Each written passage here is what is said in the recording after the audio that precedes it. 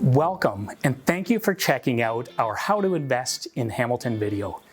This resource is dedicated to providing you with additional information about Hamilton, along with some effective strategies around investing in Hamilton.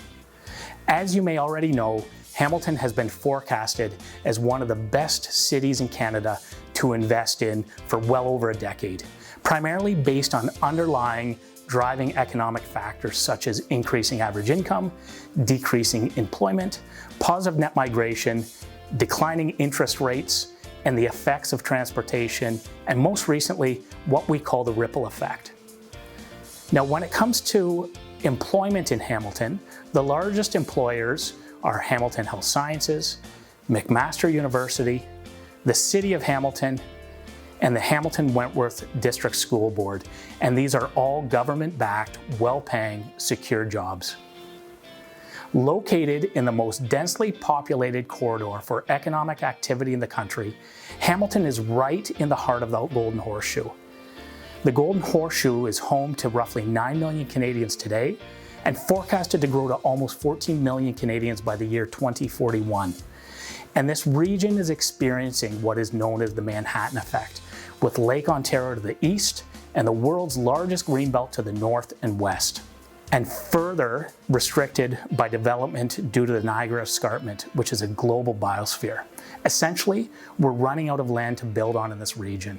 And as a result, Hamilton is gearing up for at least a 50% intensification between 2021 and the year 2051, which requires over 110,000 new housing units to meet this goal. Of those 110,000 new units, over 3,000 of them are forecasted to be accessory dwelling units.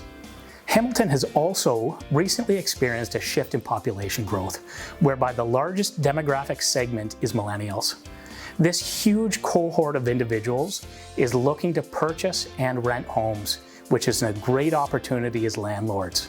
The City of Hamilton is currently home to 580,000 people, and it's expected to grow by over an additional 236,000 people by the year 2051. That's almost an increase of 50%. Under the GO Strategic 2020 plan, the GO by Metrolinx, amongst a number of other initiatives, is planning on converting trains from diesel to electric, which will have a significant decrease on commute times, along with increasing the frequency of traffic and additional stops through the Hamilton into Niagara corridor. Most recently, effects of COVID on housing has really fueled what is referred to as the ripple effect.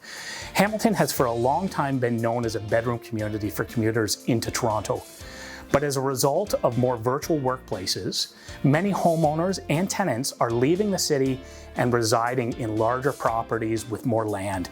As a result of these moving economic forces, they're forecasting an additional 122,000 jobs into Hamilton over this time frame.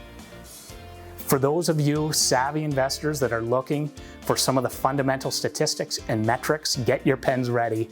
The current average home price in Hamilton is $750,118, which is down 22.5% versus last year when we look at a year-over-year basis. Compared to that historical appreciation, if you were to take a look at a 60-year average, Hamilton is seeing price appreciation around 11% per year. When it comes to vacancy rates and average rental rates, a one-bedroom vacancy rate is 2.1% and rents for $1,874. A two-bedroom vacancy rate is hovering around 1.8% and rents for $2,190. And a three-bedroom vacancy rate is 1.9% and rents for $2,611. One of the most common questions that I'm asked almost daily is, how's the market? And whether you realize or not, when you ask this question to an analytical realtor, what you're asking essentially is, are we in a buyer's market? Are we in a balanced market? Or are we in a seller's market? The market intelligence tool to determine the strength of the market, or what is also referred to as the absorption rate, is what is referred to as months of inventory. A seller's market is defined as 0 to 4 months of inventory. A balanced market is defined as 4 to 6 months of inventory, and a buyer's market is greater than 6 months of inventory. Now in Hamilton, we are currently sitting at 2.7 months of inventory. which is defined as a weak seller's market. As an investor, all of these metrics are really important to help identify effective short-term or long-term, as well as negotiation strategies and tactics. Some of the most effective investment strategies that we see in Hamilton include long-term buy or hold, or a flip to yourself because of this realized and ongoing forecasted price appreciation. Now, I'd like to introduce you to one of our sales partners, Shauna Conley. Shauna is one of our investment specialists, and she's very active in the field. She really knows her stuff. Shauna is going to share with you a recent success story of how one of our clients effectively used the strategies to grow their portfolio and build generational wealth. Hi everyone, it's Shauna here from the Huddle Group. I'm here to share with you a recent client success story that investor clients of ours has just purchased. This is going to showcase the strategy we were trying to achieve and how we got there while navigating the Hamilton market. We knew that we wanted something to force some appreciation, so when we came across 106 Eastbourne, we knew it was the right fit. The property is fully vacant, which was really important because we needed the space to do renovations without intruding on the tenants. The property itself is located in our St. Clair neighborhood in Hamilton, which checked all of the boxes in terms of the demographics that we wanted to attract in the rental property. The property was already set up as 3 units, and we could easily add in the 4th, so this allowed us to achieve our goal in forcing some appreciation. One of the best features of the home as well is located on a double-wide lot, so future severance may even be possible.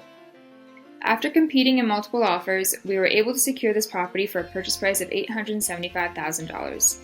Even over asking price, our financial outlook looks very favorable. So let's walk through what that looks like.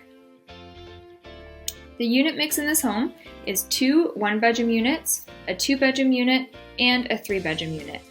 Because the property is vacant, we use market rents to forecast our monthly rental income, which worked out to be conservatively about $6,100 a month. There is a detached garage on the property, which the clients can rent out for additional income, but we chose to play it safe and we didn't even factor this into our decision.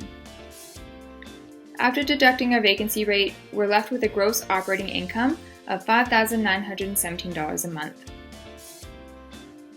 So we know what our income looks like, but let's take a look at our expenses. So we have our property taxes, insurance, utilities, a 3% repairs and maintenance budget, forecasted property management budget, and our monthly operating expenses. Now, it is important to note that these clients in particular chose to manage the property themselves and therefore did not have to factor in the property management budget. There's also already separate hydro meters on the property, so the only utilities the landlord has to pay is gas and water. Looking at our monthly debt service, or also known as our monthly mortgage payment, we can see that our total monthly mortgage payment was $2,761, and this is based off a traditional financing arrangement for a secondary property. So to recap, we know our income, we know our expenses, and our monthly mortgage payment, which leaves us with a positive net monthly cash flow of $1,930 a month. If we want to dive into our ROI, we first have to look at how much cash was invested in this property. Now this comprises of the down payment, and in this case, there's a $100,000 initial improvement budget to put in that 4th unit, a building inspection, which in this case, because we were in competition, we chose to waive so that our offer could be more appealing to the sellers, appraisal, land transfer tax, legal fees, leaves us with a total acquisition cost of just over $291,000. So based on our total cash invested, our 4 ways to win formula is going to look like this. We have our cash flow, our principal recapture, a conservative 5% forecast for passive appreciation, or also known as market appreciation, active appreciation, for a total year 1 ROI of over 54%.